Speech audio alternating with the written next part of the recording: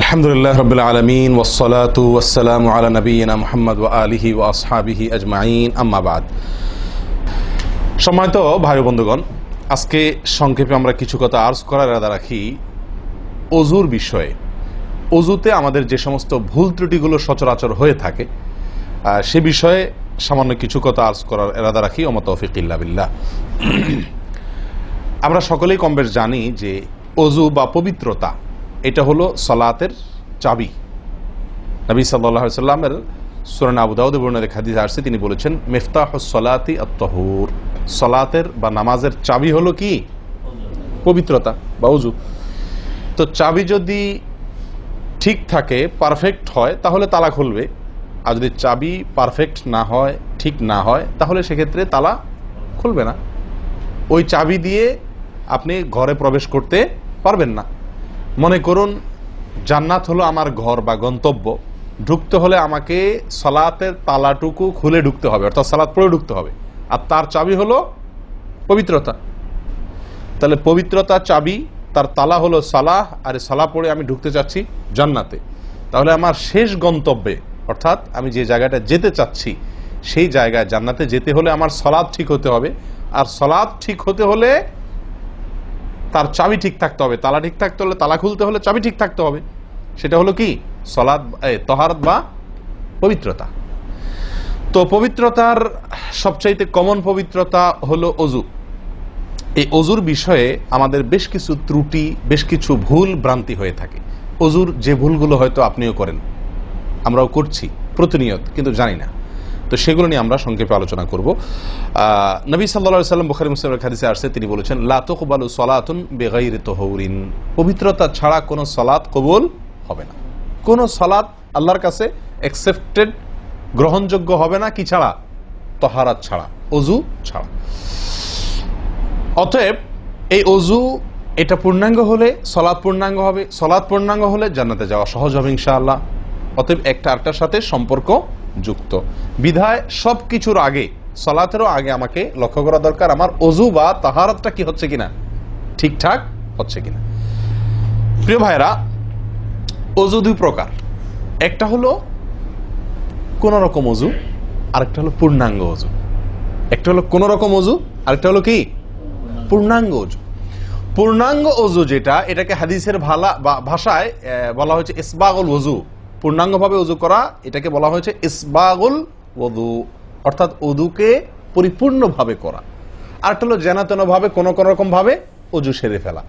আমরা সাধারণত সারাদিন যে ওযুটা করি, সারা জীবন যে ওযুটা করে আসছি, সেটা হলো যেন তেন ওযু বেশিরভাগ লোকের।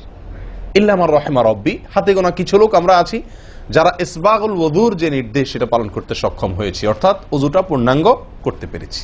প্রিয় ভাই বন্ধুগণ, ইসবাগুল ওযু এর নির্দেশ নবী সাল্লাল্লাহু আলাইহি ওয়াসাল্লাম বিভিন্ন জায়গায় দিয়েছেন, বিভিন্ন জায়গায় বহু হাদিসে আসছে।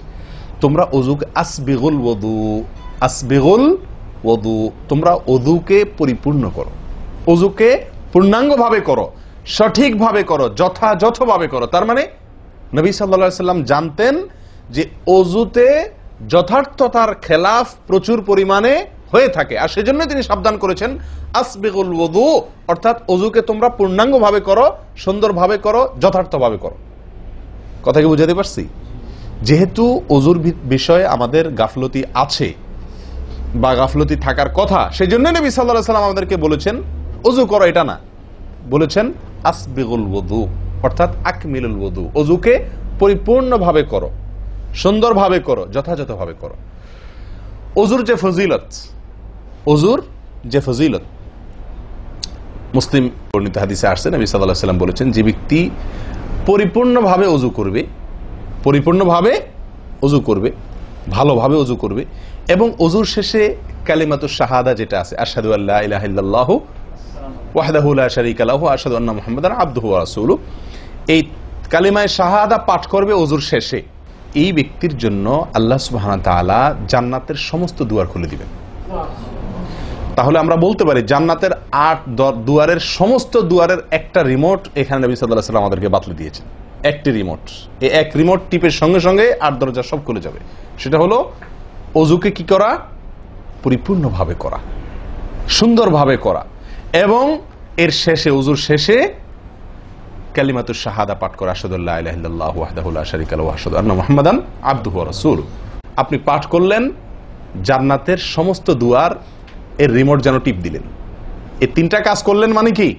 জান্নাতের 8 দরজার একটি কমন রিমোটে টিপ দিলেন আপনি, সবগুলো পটপট খুলে যাবে, যে কোনো দরজা দিয়ে আপনি জান্নাতে দাখিল হতে পারবেন ইনশাআল্লাহ। প্রিয় ভাইরা, তাহলে হাদিস থেকেও বোঝা গেল যে যে কোনো দরজা দিয়ে ঢুকতে হলে ওযুটা হইতে হবে পরিপূর্ণরূপে ওযু, ইসবাগুল ওযু। অতএব ওযু আমার পরিপূর্ণ হচ্ছে কিনা এই বিষয়টা একটু যাচাই করা দরকার, কি দরকার না? প্রিয় ভাইরা, নবী সাল্লাল্লাহু আলাইহি ওয়াসাল্লাম সূরা আবু দাউদের এক হাদিসে বলেছেন, ইন্নাহা লা তাতিম্মু সালাতু আহাদিকুম হাত্তা ইউসবিগাল ওযুআ কামা আমারাহুল্লাহ। তোমাদের কারোর সালাত ততক্ষণ পর্যন্ত পরিপূর্ণ হবে না, সালাত ততক্ষণ পর্যন্ত সুন্দর হবে না, পূর্ণাঙ্গ হবে না, সালাতে পূর্ণতা আসবে না, যতক্ষণ না তোমরা ওযুকে ঠিক আল্লাহ যেভাবে করতে নির্দেশ করেছেন ওইভাবে পরিপূর্ণভাবে না করো। আল্লাহ সুবহানাহু ওয়া তাআলা যেভাবে ওযু করতে বলেছেন ওইভাবে পরিপূর্ণ রূপে ওযু না করা পর্যন্ত তোমাদের সালাত পূর্ণতা পাবে না। তাহলে সালাতের পূর্ণতা পাওয়ার জন্য ওযুটি হইতে হবে, ওযু না শুধু। আমরা জানি যে সালাতের জন্য ওযু করতে হয় না, ওযু করলেই শুধু সালাতের পূর্ণতা আসবে না, ওযুটা হইতে হবে আল্লাহ যেভাবে নির্দেশ করেছেন সেভাবে, যথাযথ উপায়ে এবং সঠিকভাবে। প্রিয় ভাইরা, এখন আসি আমরা ওযুতে কি ভুলগুলো আমাদের এমন হয় যেগুলো কারণে আমাদের ওযুর পূর্ণতা নষ্ট হতে পারে। তার ভিতরে 1 নম্বরের ভুল হলো, যেটি আমাদের হয়ে থাকে ওযুর ক্ষেত্রে অনেকেরই, সেটা হলো বিসমিল্লাহ পাঠ না করা। ওযুর শুরুতে কি পাঠ করতে হয়? বিসমিল্লাহ। আপনি যখন হাত ধুয়ে তো ওযু শুরু করবেন, 2 হাতের কবজি 2 হাতে ওযু শুরু করবেন না, প্রথম কাজ। তার আগে আপনি কি করবেন? বিসমিল্লাহ। বিসমিল্লাহ বলে হাত ধুয়ে তারপর ওযু শুরু করবেন। বহু লোক আছি আমরা ওযুখানায় ওই গল্প করতেছি, আড্ডা মারতেছি, কথাবার্তা বলতেছি, এই বলতে বলতে ওযু শুরু করে দিছি। তাহলে বিসমিল্লাহ কখন পড়তেছি? বিসমিল্লাহটা অনেক সময় অমনোযোগিতার কারণে, অবহেলার কারণে, অন্যমনস্কতার কারণে বিসমিল্লাহটা অনেক সময় আমরা বলতে ভুলে যাই। অথচ এই বিসমিল্লাহ পাঠ করা ওযু শুরুতে অনেক বিশেষজ্ঞ আলেমের মতে ফরজ। অনেকে বলেন বিসমিল্লাহ পাঠ না করলে ওযুই হবে না, আপনি যদি ভুলে বাদ দেন ওযু হলো না। যদিও সংখ্যাগরিষ্ঠ ওলামাদের মতে এটা না, তাদের মতে বিসমিল্লাহ পাঠ করা এটা ওযুর সুন্নাহ। এটা হলো ওযুর কি? সুন্নাহ। এটা আপনি যদি বিসমিল্লাহ বলে যদি ওযু শুরু করেন তাহলে ওযুটার ভিতরে পূর্ণাঙ্গতা আসলো। ওযুটার ভিতরে কি আসলো? পূর্ণাঙ্গতা আসলো। ওযুটার ভিতরে ওযুটা আপনার হৃষ্টপুষ্ট হলো। এই ওযুতে ইনশাআল্লাহ আপনার সালাত পূর্ণাঙ্গ হবে, যে সালাত আপনাকে জান্নাতে নিয়ে যাবে ইনশাআল্লাহ। তাহলে ওযুর শুরুতে একটা প্রাথমিক ভুল হলো বিসমিল্লাহ ভালো করে না পাঠ করা। নবী সাল্লাল্লাহু আলাইহি ওয়াসাল্লাম বলেছেন, ইবনে মাজাহ হাদিস, লা ওযুআ লিমান লাম ইয়াযকুর ইসমাল্লাহি আলাইহি। ওই ব্যক্তির ওযু হবে না, হাদিসটি সহিহ। নবী সাল্লাল্লাহু আলাইহি ওয়াসাল্লাম বলেছেন, ওই ব্যক্তির ওযু হবে না যে ব্যক্তি ওযুর শুরুতে আল্লাহর নাম নেয় নাই, বিসমিল্লাহ বলেনি। এখন ওযু হবে না বলা হয়েছে।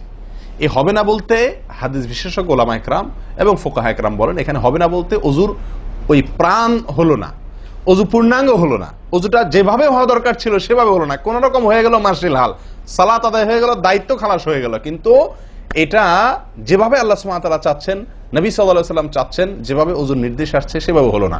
যদি আমি বিসমিল্লাহ পাঠ না করি, তাহলে বোঝা গেল ওযু করার সময় আপনি কারোর সাথে কথা বলছেন, খোশ গল্প করছেন, মোবাইলে আলাপ করছেন, অন্য কোনো ব্যস্ততায় আছেন, অন্য কোনো ধ্যানে আছেন, ওই অবস্থায় হাত ধুয়ে ওযু শুরু করে দিলেন, বিসমিল্লাহ পাঠ করলেন না। এটা হলো একটা ত্রুটি।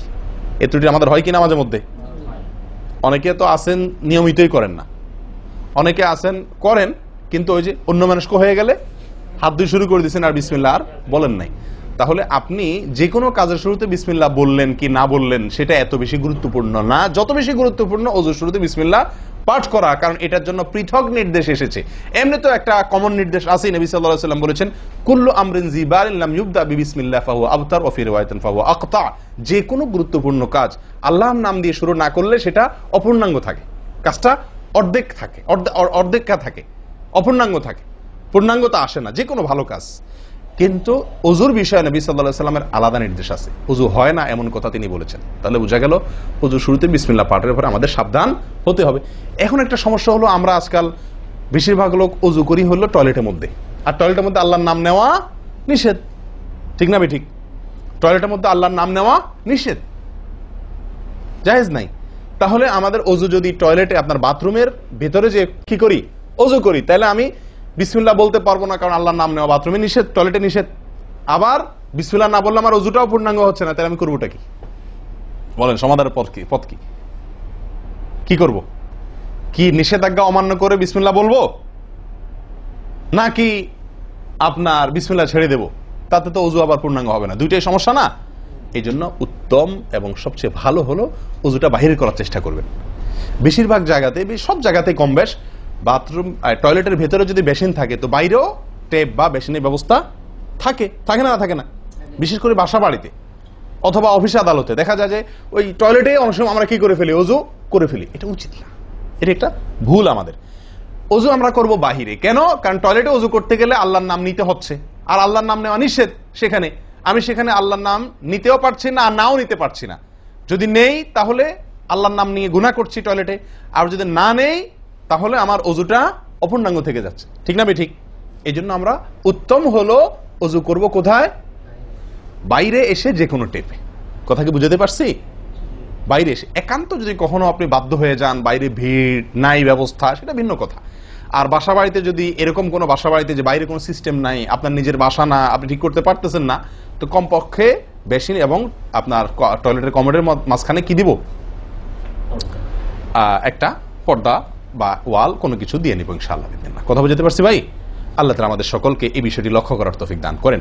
তাহলে ভাই আমরা বিসমিল্লাহ পাঠ করব অজু শুরুতে, লক্ষ্য করব ইনশাআল্লাহ, যাতে করে অজু শুরুতে বিসমিল্লাহ পাঠে ভুল না হয়। মনে থাকবে তো ইনশাআল্লাহ? আল্লাহ আমাদের তৌফিক দান করেন। দ্বিতীয় যে ভুলটি হয় ভাই, 199 জনের বলবো, তার চেয়ে বেশি হতে পারে, হাজারের ভিতরে 10 জন মানুষের হয় কিনা আমার সন্দেহ আছে এই কাজটা সঠিকভাবে করতে পারি না। সেটা হলো অজুর সময় মিসওয়াক করা। অজুর সময় কি করা ভাই? মিসওয়াক করা। এটি এত গুরুত্বপূর্ণ সুন্নাত যে নবী সাল্লাল্লাহু আলাইহি ওয়াসাল্লাম বলেছেন, বুখারীর হাদিস, লাউলা আন আশুক্কা আলা উম্মতি লা আমারতুহুম বিসওয়াকি ইনদা কুল্লি ওযু। বুখারীর হাদিস। নবী সাল্লাল্লাহু আলাইহি ওয়াসাল্লাম বলেন, আমার উম্মতের জন্য যদি কঠিন না হতো, তাদের জন্য কষ্টের কারণ না হতো, তাহলে আমি তাদেরকে বাধ্যতামূলক করে দিতাম, ফরজ করে দিতাম কি? প্রত্যেক অজুর সময় মিসওয়াক করা।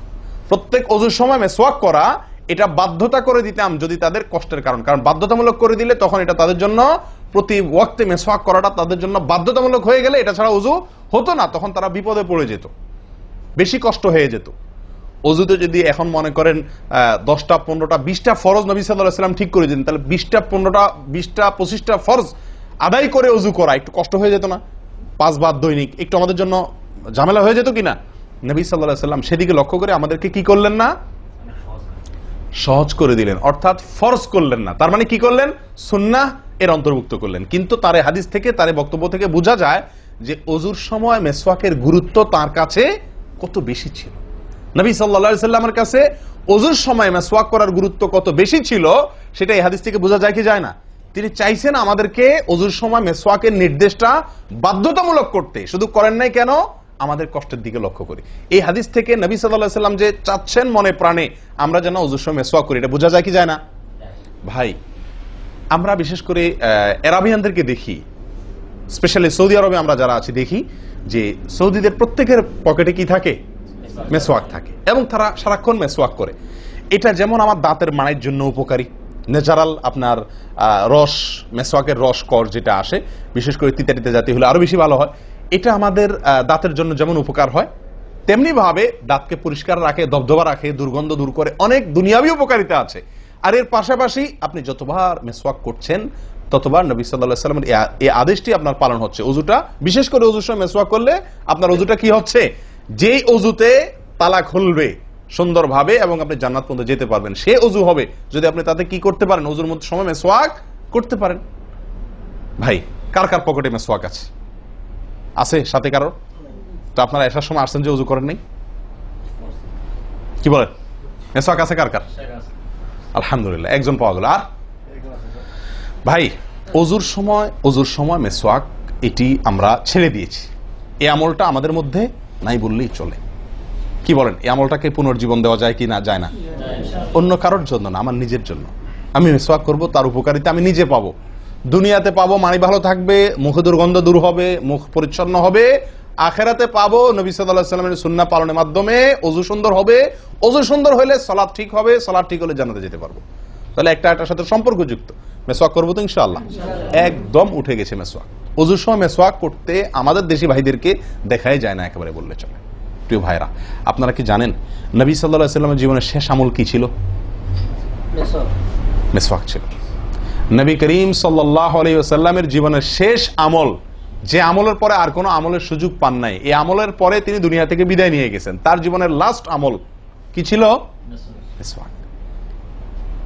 তিনি আয়েশা রাদিয়াল্লাহু তাআলা আনহার কোলে মাথায় রেখে শুয়েছিলেন মৃত্যুর ঠিক আগ মুহূর্তে। শরীরে আর শক্তি ছিল না মেসওয়াক চিবানোর মতো। নতুন মেসওয়াক চিবায়া ওটাকে নরম করবেন, এই শক্তিটা ছিল না। আল্লাহ রাসূল সাল্লাল্লাহু আলাইহি ওয়াসাল্লাম আয়েশা রাদিয়াল্লাহু তাআলা আনহাকে দিলেন, আয়েশা মেসওয়াকটা আমাকে একটু চাবায়া দাও। তিনি চাবায়া নরম করে দিলেন। এরপর নবী সাল্লাল্লাহু আলাইহি ওয়াসাল্লাম মেসওয়াকটা করলেন। বাস, এই মেসওয়াকের পরে তার মৃত্যু এবং এই মেসওয়াকের মাঝখানে আর কোনো আমল করার সুযোগ ছিল না। ভাই, কত গুরুত্বপূর্ণ আমল বোঝা উচিত। ওযুর সময় মেসওয়াকটা উঠে গেছে, আমরা কি করবো ইনশাআল্লাহ? সবসময় মেসওয়াক পকেটে রাখবো তো ইনশাআল্লাহ? ওযুর সময় মেসওয়াক কখন করবেন, এটা নিয়ে ওলামাদের দুটি মত পাওয়া যায়। বেশিরভাগ ওলামাদের মত এবং বিশুদ্ধ মত হলো কুলি করার সময় আমরা মেসওয়াক করব। কুলি করার সময় আপনি বিসমিল্লাহ বলে হাত ধুলেন, এরপরে কুলি করলেন। মেসওয়াক করতে হবে এভাবে, সোজাসুজি, উপরে নিচে না, পাশাপাশি, ঠিক আছে? মেসওয়াক দিয়ে এভাবে আপনি খুব বেশি সময় করা দরকার না, একটা ঘষা দেন উপরে মাড়িতে, আরেকটা ঘষা দেন নিচের দাঁতে, দিয়ে এবার একবার কুলি করে ফেলান, ঠিক আছে? আবার মেসওয়াক দিয়ে একটা ঘষা দেন, আবার একটা ঘষা দেন, আবার কুলি করে ফেলেন। এভাবে 3 বার মেসওয়াক করেন, 3 বার কুলি করেন, বাস সুন্নাত আদায় হয়ে গেল। কথা কি বুঝাতে পারছি? আল্লাহ তাআলা আমাদের সকলকে তৌফিক দান করেন। প্রিয় ভাইরা, তাহলে ওযুর মধ্যে আমাদের যে খুঁতগুলো আছে আমি সেগুলো ধরা দেওয়ার চেষ্টা করছি। একটা বড় খুঁত, যে খুঁত থেকে আমরা বেশিরভাগ লোকই মুক্ত নই, সেটি হলো মেসওয়াক বিহীন ওযু। লক্ষ্য করবো তো ইনশাআল্লাহ? আল্লাহ আমাদেরকে আমলের তৌফিক দান করেন। একান্ত না থাকলে আঙ্গুল দিয়ে করলেন, কিন্তু আপনি নিয়মিত আঙ্গুল দিয়ে করলেন সেটা না, মেসওয়াকই করা উচিত।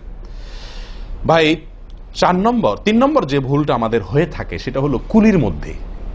দেখেন, প্রত্যেকটা কাজেই কিন্তু আমি একটা একটা করে আপনার দেখাচ্ছি ওযুর, প্রত্যেকটা কাজে আমাদের ত্রুটিগুলো হয় কিভাবে দেখেন। কুলির সময় ভুল হয়। কি ভুল হয়?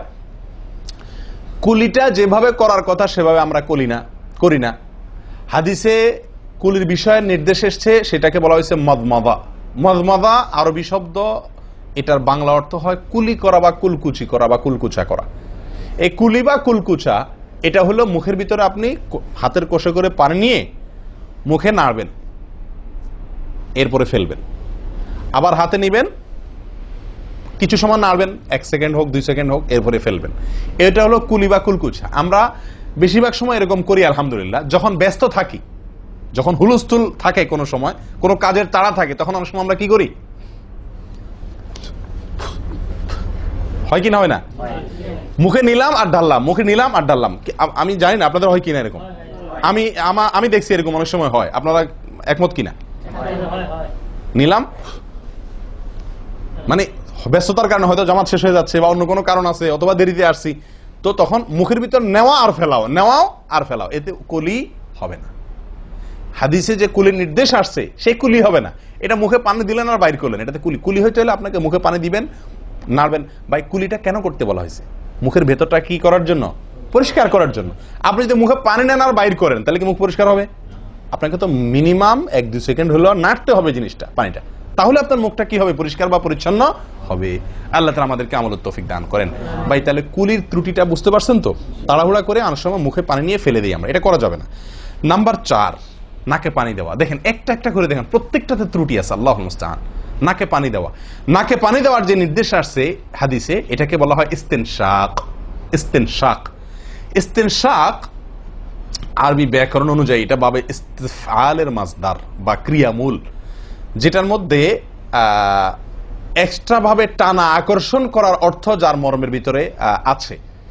তো ইস্তেনশাক শব্দের মূল অর্থ হলো পানি টানা, নাকে পানি টানা। আমরা নাকে পানি টানি না, দেইও না। ধান খেতে পানি দেওয়া হয়, আর লাল শাকের খেতে পানি ছিটানো হয়, ঠিক না? ঠিক। লাল শাক বা মূলার শাকের খেতে পানি ছিটানো হয়, আর ধান খাত বেশিরভাগ ইরি ধান ইত্যাদি এই সমস্ত ধান খেতে পানি দেওয়া হয়। তাহলে দেওয়া আর ছিটানো বেশ কম আছে কি নাই? একটা হলো দেওয়া, একটা হলো ছিটানো, আর একটা হলো টানা। টানা হলো এ ক্লাসের অজুতে নাকে পানি টানবেন, বি ক্লাসের অজুতে নাকে পানি দিবেন, থার্ড ক্লাসের অজুতে নাকে পানি ছিটাবেন। আমি কি বুঝতে পারছি? তো আমরা বেশিরভাগ লোক থার্ড ক্লাসের অজু, সারা জীবন থার্ড ক্লাসের অজু করি। আপনি থার্ড ক্লাসের অজু করে আপনি জান্নাতে যাবেন? ফার্স্ট ক্লাসে থাকেও তো যাইতে কঠিন হয়ে যায়। আপনি থার্ড ক্লাসের অজু করে কিভাবে আপনি সালাতের ইয়ে খুলবেন, তালা খুলবেন, কিভাবে আপনি জান্নাতে যাবেন? অতএব ভাই, এই নাকে পানি দেওয়ার বিষয়ে সাবধান থাকতে হবে। দেখুন, নিয়ম হলো আপনি হাতের কোষে পানি নিয়ে নাকে ধরলেন, নাকে ধরে হালকা কি করবেন? টান দিবেন, হালকা টান দিবেন, হালকা টান। কারণ একটু জোরে টান হয়ে গেলে সেটা কি হয়ে যাবে? নাকের তালু তো উঠবে, আপনার কষ্টের কারণ হবে। শরীয়ত আপনাকে কষ্ট দিতে চায় না, শরীয়ত আপনাকে কষ্ট দিতে চায় না। আল্লাহ সুবহানাহু ওয়া তাআলা চান না আমরা কোনো কষ্টে নিপতিত হই। অতএব আমি এমন জোরে টান দেবো না যে নাকের তালু উঠে, কিন্তু হালকা একটু টান দেবো যাতে করে অন্তত সামান্য একটু ভেতরে পানিটা যায়। নাকে পানি দেওয়ার উদ্দেশ্য আর কুলি করার উদ্দেশ্য এক। নাকে পানি দেওয়ার উদ্দেশ্য হলো নাকের ভেতরের যে ময়লাগুলা, ধারে কাছে যে ময়লাগুলো আছে, এগুলো যেন পরিষ্কার হয়ে যায়। আল্লাহর দরবারে দাঁড়াবো পরিচ্ছন্ন হয়ে, পবিত্র হয়ে। হ্যাঁ, এই জন্য নাকে পানি দেওয়ার নির্দেশ আছে। এখন আপনি যদি নাকে পানি কোষ নিয়ে ধরে একটু হালকা টান দেন, তাহলে ভিতরে কিছুটা পানি যাবে কি যাবে না? এটা আপনাকে করতে হবে। নাম্বার 2, এটা যদি আপনি করতে কষ্ট হয়, টান দিলে, আপনি আস্তে টান দিলেও উপরে উঠে যায়, তো দরকার নেই। তাহলে আপনি কি করেন? নাকে পানি দেন। নাকে পানি কিভাবে দিবেন? নাকটাকে অন্তত পানির মধ্যে কি করে রাখেন? চুবাই রাখেন, 1 সেকেন্ড চুবাই রাখেন, কিছু দূর পানি যাবে কিনা। আমি কি বুঝতে পারছি? আমরা অনেকে বিশেষ করে আমি দেখছি ওযু করার সময় নাকে পানি ছিটান। কিভাবে পানি ছিটান? ওই যে কষে করে পানি নিয়ে, লক্ষ্য করছেন আপনারা? এভাবে নিয়ে এরকম মারে পানিটা, এরকম মারলে সেটা কি হলো? ছিটানো হলো। হাদিসে যে ইস্তেনশাকের কথা বলা হয়েছে সেটা হলো না। আপনি সারা জীবন ওযু করলেন, অথচ আপনার কখনো নাকে পানি দেওয়ার সুন্নাহটি আদায় হলো না। সারা জীবন, আজীবন আপনার ওযুটি হয়ে গেল সুন্নাহ ছাড়া। আমি কি বুঝতে পারছি? অতি প্রিয় ভাই বন্ধুগণ, এই বিষয়টা খুব লক্ষ্য রাখতে হবে যে নাকে পানি দেওয়ার ক্ষেত্রে আমাদের ত্রুটি হয়, পানিটা ভেতরে যায় না। অনেক সময় আমরা ছিটা দেই, বা অনেক সময় দিলেও কোন রকম দিয়েই ছেড়ে দিই। দিয়ে ছেড়ে দিলে তো হবে না, আপনার ভেতরে অন্তত যতদূর সম্ভব ততদূর পানিটা, এই নরম অংশটা তত নিতে হবে, আপনি উপরে উঠানোর দরকার নেই। আমি কি বুঝতে পারছি? এটা একটা ত্রুটি হয় ওযুর ক্ষেত্রে। দেখুন ওযুটা পূর্ণাঙ্গভাবে কি হচ্ছে না, কত ভাবে দেখেন। প্রিয় ভাইরা, এটা গেল একটা ভুল ইস্তেনশাকের বিষয়। এই বিষয়ে নবী সাল্লাল্লাহু আলাইহি ওয়াসাল্লাম একটা আলাদা নির্দেশ আছে দেখেন, যাতে আমরা নাকে পানি দেওয়াটা ভালোভাবে করি। উনি হয়তো জানতেন বা দেখছেন যে মানুষ নাকে পানি দেওয়াতে গাফলতি করে, ত্রুটি করে, ওই যে ছিটাছিটির কাজ করে। তিনি বলেছেন সহিহ বুখারীর হাদিস, না আফওয়ান আবু দাউদের হাদিস, নবী সাল্লাল্লাহু আলাইহি ওয়াসাল্লাম বলেছেন আসবিগিল ওযুআ, ওই একই কথা, তোমরা ওযুকে পরিপূর্ণভাবে করো। ওয়াখাল্লিল আসাবি' ওয়া বালিগ ফিল ইস্তিনশাক ইল্লা আন তাকুনা সাইমান। নাকে পানি দেওয়ার সময় খুব ভালোভাবে নাকে পানি দিবা তোমরা। যদি তুমি রোজাদার হও তাহলে ভিন্ন কথা, তাহলে খুব বেশি ভালো করে নাকে পানি দিতে যেও না, কারণ তখন পানি উপরের দিকে উঠে গলা হয়ে তোমার পেটে যেতে পারে, রোজা ভঙ্গ হতে পারে। আমি কি বুঝতে পারছি? তাহলে আপনি নাকে পানি দিবেন, কিন্তু আপনি কি করবেন না, রোজাদার হলে তখন শুধুমাত্র ভালোভাবে নাকে পানি দিতে পারবেন না। আর এছাড়া অন্য সময় কি করবেন? নাকে পানি দেওয়ার ক্ষেত্রে ভালোভাবে দিতে বলা হয়েছে। ভালোভাবে দেওয়ার মানে কি? ছিটাইলে হবে? কোন রকম দিলে হবে? টান দিবেন, না পারলে অন্তত যতটুকু সম্ভব নাক চুবায়া আপনি ভেতরে পানিটা কিছু দূর হলেও নেওয়ার চেষ্টা করবেন। লক্ষ্য রাখবেন তো ইনশাআল্লাহ। আল্লাহ আমাদেরকে সকলকে আমলের তৌফিক দান করেন। প্রিয় ভাইয়েরা, তাহলে নবী সাল্লাল্লাহু আলাইহি ওয়াসাল্লামের নির্দেশ আছে আলাদা, যে তোমরা নাকে পানি দেওয়ার ব্যাপারে কি করবে? ভালোভাবে নাকে পানি দিবে। আল্লাহ আমাদেরকে আমলের তৌফিক দান করেন। আরেকটি ভুল ভাই, নাকে পানি দেওয়া একটা আমল, নাক ঝাড়া আরেকটা আমল। নাকে পানি দেওয়া এটা একটা নির্দেশ, আর নাক ঝাড়া আরেকটা নির্দেশ। আমি কি বুঝতে পারছি? কুলি করা একটা আমল, হাত ধোয়া একটা আমল, হাতের কবজি পর্যন্ত 2 হাতের বিসমিল্লাহ বলা, তারপর তো এটা আছেই। এরপরে মেসওয়াক করা একটা আমল, কুলি করা আরেকটা সুন্নাহ, কুলির পরে নাকে পানি দেওয়া বা নাক দিয়া পানি টানা আরেকটা আমল, এরপরে নাক ঝাড়া আরেকটা আমল। আমি কি বুঝতে পারছি? নাক ঝাড়া এটাকে বলা হয় হাদিসের ভাষা ইস্তিনসার। ইস্তিনসার, ঝাড়া। এই নাক ঝাড়ার ক্ষেত্রে বিরাট ভুল হয় ভাই। ভুল, সবচেয়ে বড় ভুল তো এটা যে নাক ঝাড়াটা অনেকে ঝাড়েই না, ওই যে ছিটায় দেয় বশেষ। নাক ঝাড়াটা ঝাড়তে হয় এটা অনেকে জানেনই না, করেনই না এটা। আবার অনেকে করেন তো মাঝে মধ্যে করেন, কিন্তু নাক ঝাড়াটা করা উচিত। যতবার নাক দিয়ে টান দিলেন না, এরপরে হালকা আঙ্গুল দিয়ে চাপ দিয়ে আপনি ওইটাকে প্রেসার দিয়ে নাকটা পরিষ্কার করবেন। কথা কি বুঝাতে পারছি? আবার নাকে পানি দিলেন, আবার পরিষ্কার করলেন, আবার নাকে পানি দিলেন, আবার পরিষ্কার করবেন। ভাই এটা হলো নাক ঝাড়া। এই বিষয়ে নবী সাল্লাল্লাহু আলাইহি ওয়াসাল্লামের নির্দেশ আছে। দেখুন সহিহ বুখারীতে আসছে, তিনি বলেন ইযাস্তাইকাযা আহাদুকুম মিন মানামিহি, যদি কেউ ঘুম থেকে উঠে, যদি কেউ ঘুম থেকে উঠে ফাতাওয়াদ্দা, এরপরে সে ওযু করতে যায়, ফালইয়াস্তানসির সালাসান, তাহলে সেই জন্য 3 বার নাক ঝাড়ে, নাক পরিষ্কার করে। কেন? ফাইন্নাশ শাইতানা ইয়াবিতু আলা খাইশুমিহি, কারণ নাকের যে বাঁশি উপরের ছিদ্র, এই জায়গাটায় শয়তান রাত্রি যাপন করে।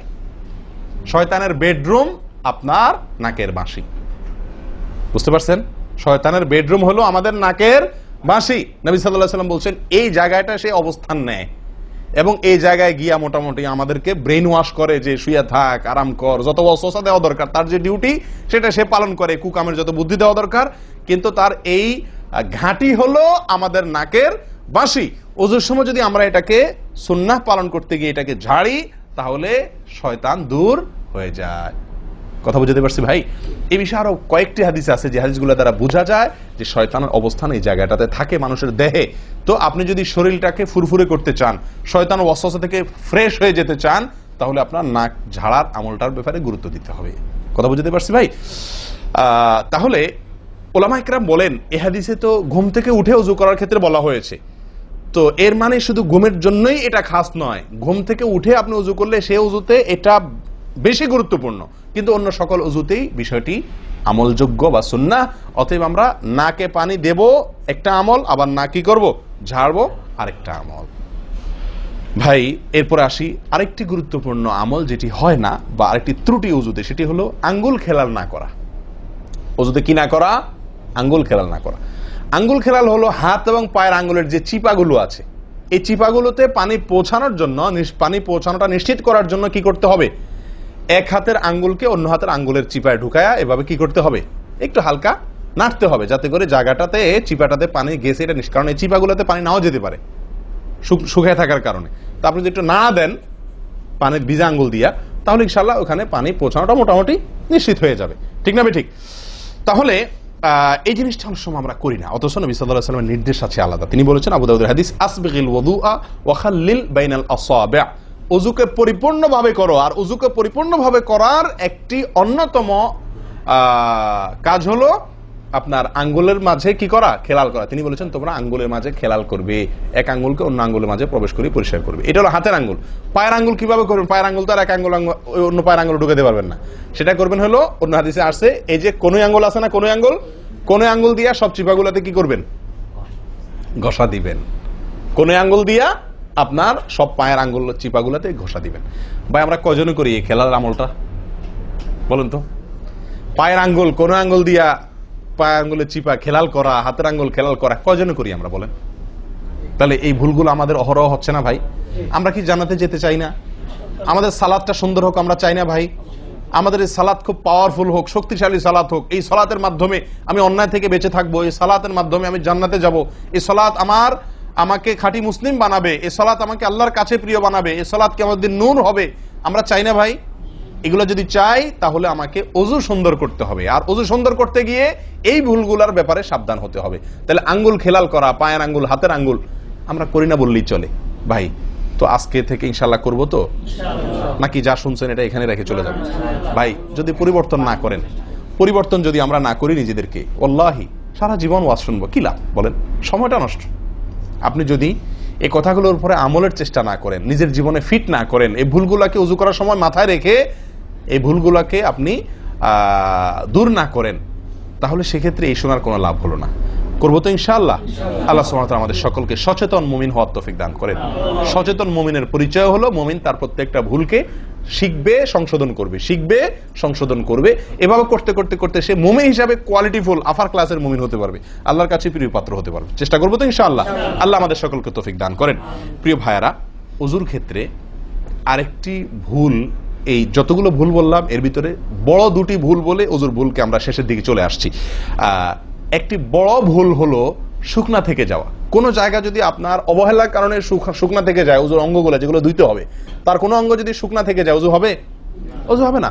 এক ব্যক্তি ওজু করে আসছেন, নবী সাল্লাল্লাহু আলাইহি ওয়াসাল্লাম দেখেছেন তার ওজুর কোন জায়গা শুকনা আছে, তিনি বললেন যাও আবার ওজু করো, তোমার ওজু হয় নাই। তিনি তাকে পুনরায় ওজু করাইছেন। কেন? তার ওজু সঠিকভাবে হয় না, শুকনা রয়ে গেছে।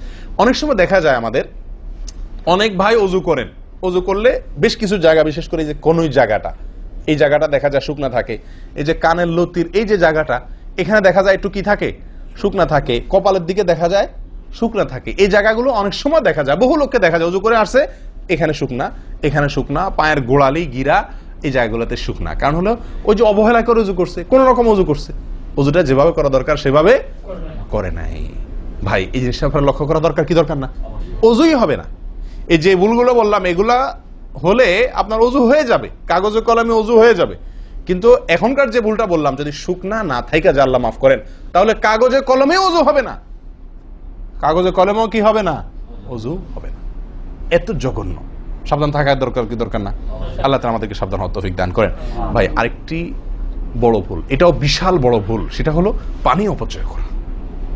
পানি অপচয় করা, আল্লাহ মাফ করেন, এটা থেকে মুক্ত আমরা কেউই না বোধ হয় এই যুগে। পানি অপচয় ওজুর সময়। ভাই আমাদের ওজুতে কত পানি লাগে?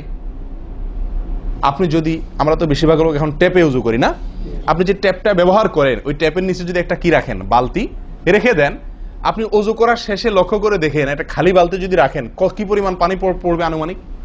প্রায় এক বালতির মতো হয়ে যাবে না?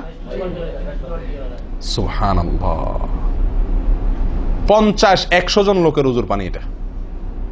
নবী সাল্লাল্লাহু আলাইহি ওয়াসাল্লামের ওজুর পানির পরিমাণটুকু হাদিসে আসছে। ভাই এক গ্লাস পরিমাণ পানি দিয়ে তার কি হয়ে যেত? ওজু হয়ে যেত। এক গ্লাস পানির প্রয়োজন হতো না নবী সাল্লাল্লাহু আলাইহি ওয়াসাল্লামের ওজুতে, গোটা ওজুতে। আর সেখানে এক গ্লাস তো আমাদের শুধু কিসেই লাগে? হাত ধুতেও এক গ্লাস হয় কিনা সন্দেহ, এক হাতেও হয় কিনা এক গ্লাস ধুতে সন্দেহ। ভাই হাসির বিষয় না, এটা খুব জঘন্য অপরাধ, জঘন্য অপরাধ। আল্লাহ সুবহানাহু ওয়া তাআলা কোরআন কারীমের ভিতরে কি বলেছেন? ইন্নাল মুবাযযিরিনা কানু ইখওয়ানাশ শায়াতিন, শয়তানের ভাই। হারাম পানি অপচয় করা, পানি অপচয় করা।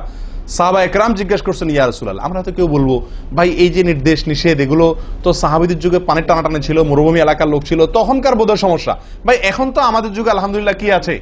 প্রচুর পরিমাণে পানি আছে, পানির তো অভাব নেই আল্লাহর ফজলে। আমরা কেউ হয়তো মনে করি যে অনেক পানি আছে, এখন বোধহয় আর এই এত টানাটানি করে ওযু করার প্রয়োজন নাই। আমি বলবো না ভাই, এটা ভুল। সাহাবা একরাম জিজ্ঞেস করছেন নবী সাল্লাল্লাহু আলাইহি ওয়াসাল্লামকে, ইয়া রাসূলুল্লাহ, যদি আমরা সমুদ্রে থাকি, নৌকায় যাচ্ছি, জাহাজে যাচ্ছি, সমুদ্রে পানির কোনো অভাব নাই, সেখানে পানি ব্যবহারের ক্ষেত্রেও কি আমাকে হিসাব করে করতে হবে? অতিরিক্ত করলে হিসাব দিতে হবে? নবী সাল্লাল্লাহু আলাইহি ওয়াসাল্লাম হাবাচক উত্তর দিয়েছেন। ও ভাই, তাহলে বোঝা গেল যে পানি ট্যাঙ্কিতে আছে, আপনার লাইনে পানি আছে, এই জন্য আমি পানি অপচয় করার অনুমতি আমাকে শরীয়ত দেয় নাই। অতিরিক্ত পানি ব্যবহার করলে আমাকে হিসাব দিতে হবে। সবচেয়ে উত্তম, সবচেয়ে ভালো হয় ভাই, আপনি যদি সম্ভব হয় বদনা বা কোনো জগ ইত্যাদিতে, মগ ইত্যাদিতে আপনি ওযু করেন, সবচেয়ে ভালো। টেপের মধ্যেই বেসিনে একটা মগ রেখে দিলেন, ওইটা দিয়া ঢেলে ঢেলে আপনি ওযু করেন, তাহলে পানি অপচয় হওয়ার সম্ভাবনা সবচাইতে কম। ট্যাপ ছেড়ে দিয়ে যে আমরা ওযু করি, আমরা যেভাবে ওযু করার কথা বলছি, এই যে মেসওয়াক করতে হবে, এরপরে কুলি করতে হবে, নাকে পানি দিতে হবে, আবার নাক ঝাড়তে হবে, এই কাজগুলো করতে একটা গ্যাপ হয় না? গ্যাপ, এই গ্যাপের সময় যদি আপনি টেপে ওযু করতেই হয়, তাহলে গ্যাপের সময় টেপ বন্ধ করতে হবে। আমি কি বুঝতে পারছি? গ্যাপের সময় টেপ বন্ধ করে এরপর আপনি মেসওয়াক করেন, টেপ বন্ধ করে এরপর আপনি নাক ঝাড়েন। আপনি টেপের পানি পড়তেছে, এদিকে আপনি অন্য কাজ করতেছেন, তাহলে এটা অপচয়ের গুনাহ হয়ে যায়। ভাই আমি ওযু করছি ইবাদত করার জন্য, ওযু করছি আল্লাহ সুবহানাহু ওয়া তাআলাকে সন্তুষ্ট করার জন্য, আবার কাজ যেটা করতেছি ওযুর মধ্যে পানি অপচয় করে, সেটা হলো শয়তানের ভাইয়ের কাজ, শয়তানের কাজ। তাহলে শয়তানের কাজ করে আল্লাহকে খুশি করা যাবে? ভাই এই ওযুতে আল্লাহকে খুশি করা যাবে? এই ওযুতে আল্লাহ সন্তুষ্ট হবেন? ওযু করলে নবী সাল্লাল্লাহু আলাইহি ওয়াসাল্লাম বলেছেন, দিনে 5 বার ওযু করলে, একটা মানুষ 5 বার গোসল করলে যেরকম তার শরীরে ময়লা থাকে না, একটা মানুষ দিনে 5 বার 5 ওয়াক্ত সালাতের জন্য ওযু করলে ওই লোকের অন্তরে বা ওই লোকের ভিতরে গুনাহ থাকে না, আল্লাহ তাকে গুনাহ থেকে পরিচ্ছন্ন করে দেন, পবিত্র করে দেন, ধুয়ে পরিষ্কার করে দেন 5 বার ওযু করার মাধ্যমে। ও ভাই, ওযু আমাকে পরিষ্কার করে দিবে, আমাকে পবিত্র করে দিবে, আমাকে পরিচ্ছন্ন করে দিবে, আমাকে সাফ করে দিবে। কখন? যদি ওযুটা আমি সুন্দরভাবে করি।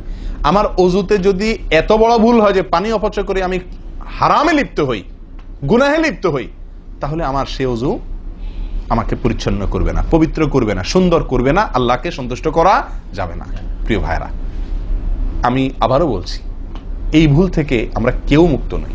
আল্লাহ মাফ করুক, ইল্লা মার রাহিমা রব্বি, হাতে গোনা দুই একজন ছাড়া আমরা কেউ মুক্ত নই ভাই। উজু করার সময় পানি অপচয়, আজকে টেপের যে কালচার, এই টেপ ছেড়ে আমাদের উজু করা, এটা জঘন্য একটি ভুল। যদি টেপটা আমি ছেড়ে রাখি, হ্যাঁ আপনি উজু করছেন, বন্ধ করে নিচ্ছেন, আবার দরকার হচ্ছে চালাচ্ছেন, এটা হলে ঠিক আছে।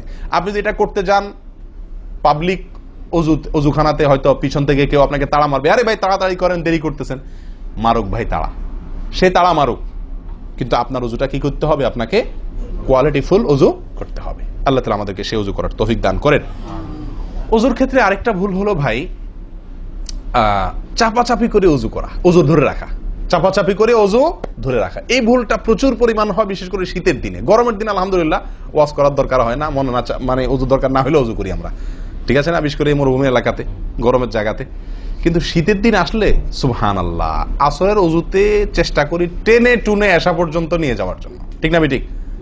একটা চেষ্টা থাকে যে আসরের উজুতে মাগরিব গেছে, যেহেতু পেশাবের বেগ আছে, বায়ুর বেগ আছে, বাথরুমের বেগ আছে, তো একটু চাইপা চুপা যদি ধরে রাখতে পারে, এসাটা হয়ে গেলে এসা বড় তারা উজু করা লাগলো না, খালাস, উজু করাতে বেঁচে গেলাম ঠান্ডার দিনে, ঠিক না ঠিক? এই অলসতাটা আমরা অনেকে করি কি করি না, এটা উচিত না। উজুর ক্ষেত্রে এটা একটা বড় ভুল। প্রথম কথা হলো, আপনি যদি পেশাবের বেগ থাকে, বায়ুর বেগ থাকে, আপনি সালাতে দাঁড়ালে সালাতে মনোযোগ সেভাবে হবে না। সালাতে যেরকম মনোযোগ দরকার, আল্লাহর সঙ্গে আপনার যেটা মানে বান্দার সঙ্গে গোলামের যে একটা বিনয় প্রকাশের ব্যাপার আছে, সেটা হবে না যদি আপনার কি থাকে, অজুর মধ্যে ওই প্রেসার থাকে, পেশাব বা পায়খানার বেগ থাকে। ভাই মানুষ যে কোনো কাজেই, ভালো কাজ মনোযোগ দিয়ে করতে হলে পেশাব পায়খানার বেগ থাকলে করা যায়? তাহলে আপনার সালাতের ভিতরে খুশু খুশু কিভাবে আসবে? আপনার সালাত, যে সালাত আপনাকে সফলতা এনে দিবে, যে সালাত আপনাকে জান্নাত পর্যন্ত নিয়ে যাবে, সেই সালাতের জন্য তো খুশু খুশু দরকার, আপনার মনোযোগ দরকার, আপনার স্থিরতা দরকার। স্থিরতা তো আসবে না যদি আপনার মন থাকে টয়লেটে। আপনি আছেন মসজিদে, দেহ আছে মসজিদে, মনটা আছে টয়লেটে, তাহলে তো এই সালাত পূর্ণাঙ্গ হবে না। এই জন্য ভাই চাপা চাপি করে অজু ধরে রাখা, এটা অজুর ক্ষেত্রে আরেকটা বড় ভুল, এটা করা যাবে না। যারা চাপাচাপি করে অজু ধরে না রেখে অজু ছুটতেছে, ছেড়ে দেয়, এরপরে যা উজু করে আসে, এদের জন্য বিশাল বড় পুরস্কার আছে, বিশাল বড় পুরস্কার, একটি নয়, তিনটি পুরস্কার। নবী সাল্লাল্লাহু আলাইহি ওয়াসাল্লাম বলছেন, মুসলিমের হাদিস, আলা আদুল্লুকুম মা ইয়ামহুল্লাহু বিহিল খাতায়া ওয়া ইয়ারফাউ বিহিদ দারাজাত। নবী সাল্লাল্লাহু আলাইহি ওয়াসাল্লাম বলেন যে, আমি কি তোমাদেরকে বলে দিব না যে কোন আমলটি মানুষকে তার ভুল ত্রুটিগুলো আল্লাহ তাআলা মাফ করে দেন এবং আল্লাহর কাছে তার মর্যাদা, গ্রেড বাড়তে থাকে, ইমানদার হিসাবে তার গ্রেড বাড়ে এবং আল্লাহ ভুল ত্রুটি মাফ করেন। কোন আমলের মাধ্যমে? তোমাদের কি বলে দিব না? সাহাবা ইকরাম বললেন, বালা ইয়া রাসূলুল্লাহ, হ্যাঁ ইয়া রাসূলুল্লাহ, আপনি বলে দিন। তখন নবী সাল্লাল্লাহু আলাইহি ওয়াসাল্লাম বললেন, ইসবাগুল wudu'i আলাল মাকারিহ, ইসবাগুল wudu'i আলাল মাকারিহ।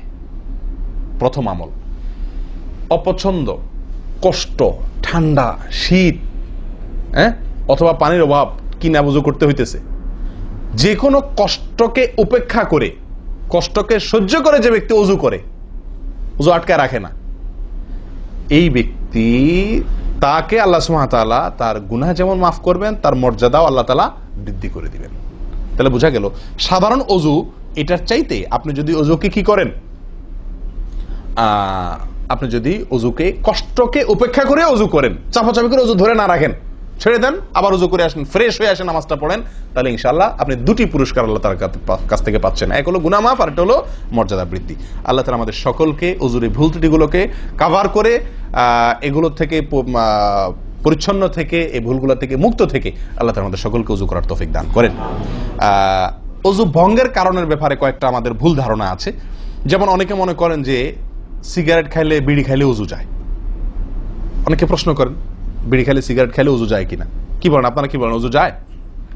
বিড়ি সিগারেট খাইলে? আপনাদের এখানে যায় ওযু? না, আমাদের এখানে যায় না, আমাদের এখানে ওযু যায় না ভাই। বিড়ি বা সিগারেট খাইলে ওযু যাবে না। ওযু যাওয়ার সাথে বিড়ি বা সিগারেটের সম্পর্ক না, ধূমপানের সাথে ওযু যাওয়ার সম্পর্ক না। তাহলে আপনারা কেউ বলবেন, তাহলে হুজুর, তাহলে তো বিষয়টা, তাহলে বোঝা গেল ধূমপানটা তাহলে এত বড় কিছু না। আপনি যেরকম সোজা করে দিলেন যে ধূমপান করলে কি যাবে না, ওযু যাবে না। আমরা তো জানতাম এটা মারাত্মক কোনো বড় অপরাধ, এটা করলে ওযু যাবে, আপনি বলতেছেন ওযু যাবে না, তাহলে তো বোধহয় এটা ছোট অপরাধ না ভাই। ওযু যাবে না তো আমল যাবে, ঈমান যাবে। ওযু গেলে তো কোনো ব্যাপার ছিল না, ওযু যাওয়া কোনো দোষের কিছু ভাই। একজনের ওযু আছে, তার বায়ু আসছে, ওযু গেল।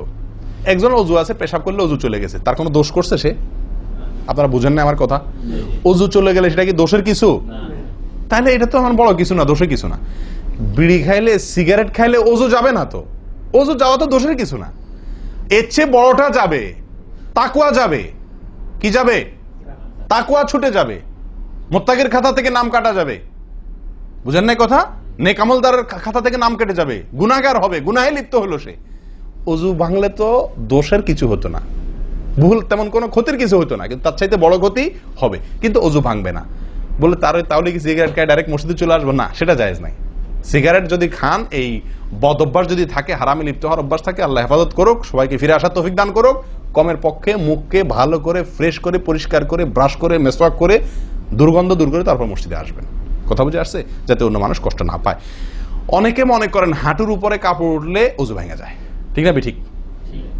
আপনারা কি বলেন? আপনাদের দেশে ওযু ভাঙেনি? আপনাদের এখানে ভাঙে?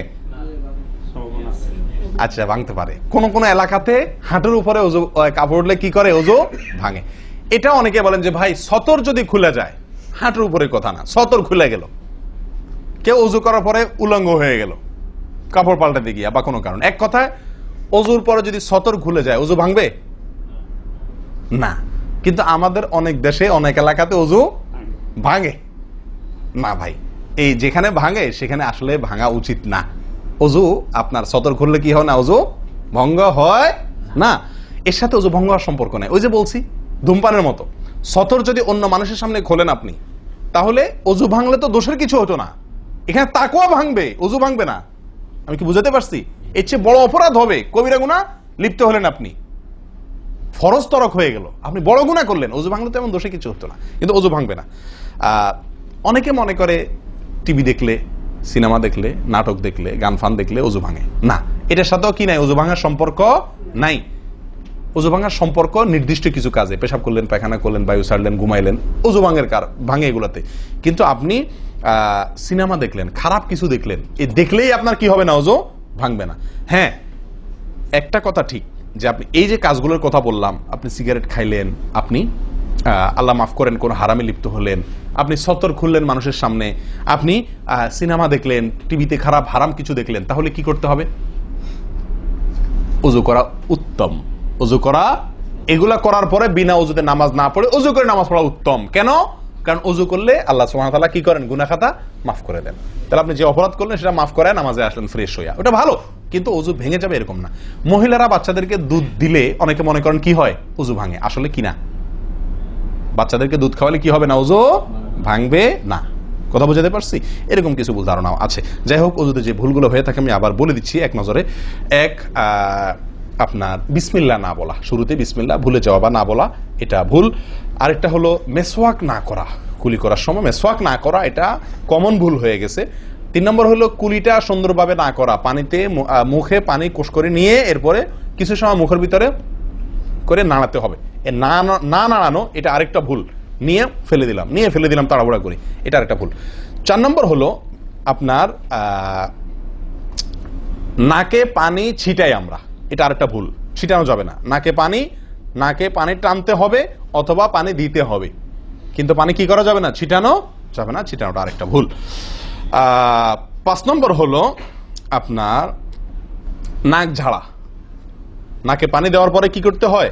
নাক ঝাড়তে হয়। আবার দেখেন ডানে বামে লোকজন দেখে ঝাড়েন, বিশেষ করে উজুখানাতে যদি করেন উল্টাপাল্টা, আপনার নাক ঝাড়া মার খায়েন না, তখন আমার কথা বলেন না আমার যে মৌলভী সাহেবের ওয়াজ শুনে আমি মার খাইছি। দেখেন, নাক ঝাড়ার সময় দেখে শুনে আশপাশে দেখে নিজের নিয়ন্ত্রণে রেখে নাক ঝাড়বেন, কিন্তু ঝাড়তে হবে। ঝাড়াটা একটা সুন্নাহ আমল, এটি বিলুপ্ত হওয়ার পথে। 6 নম্বর হলো ভাই আঙ্গুল খেলাল করা। কি করা? আঙ্গুল খেলাল করা।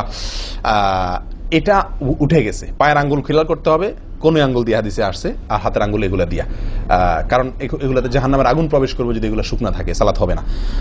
এরপর আসি 7 নম্বর ভুল হলো আপনার সালাতের মধ্যে, এই ওযুর মধ্যে কোন অঙ্গ শুকনা থেকে যায়, বিশেষ করে গিরা। নবী সাল্লাল্লাহু আলাইহি ওয়াসাল্লাম বলেছেন ওয়াইলুল লিল আকাব মিনান নার, তোমরা পায়ের গিরা গোড়ালি এগুলোকে জাহান্নামের আগুন থেকে বাঁচাবা, অর্থাৎ এগুলোতে ভালো করে পানি পৌঁছানোর জন্য। কারণ বিশেষ করে শুকনার দিনে, শুকনা যখন হয় শীতের দিনে, তখন এগুলো ফেটে যায়, পানি আপনি ঢাললেই যায় না, একটু হালকা ডললে টললে ভালো করে তারপরে পানিটা জায়গা মতো যায়। এই জন্য ওইগুলোর উপরে গোড়ালির উপরে বিশেষভাবে লক্ষ্য রাখা দরকার। আর কষ্ট উপেক্ষা করে উজু করার চেষ্টা করা দরকার। আর শেষ যেটা, সেটা হলো পানি অপচয়। কি করা ভাই? পানি অপচয় করা। প্রচুর পরিমাণ পানি আমরা অপচয় করি উজু করার সময়, যেটা আমাদের উজুর সৌন্দর্যকে নষ্ট করে, উজুর গুণগত মানকে নষ্ট করে দেয়। আসুন সুন্দরভাবে উজু করার স্বার্থে এই ভুলগুলোর থেকে মুক্ত থাকার চেষ্টা করি। আল্লাহ তাআলা আমাদের সকলকে আমলের তৌফিক দান করেন। ওয়া আখিরু দাওয়ানা আনিল হামদুলিল্লাহি রাব্বিল আলামিন। আসসালামু আলাইকুম ওয়া রাহমাতুল্লাহি ওয়া বারাকাতুহু।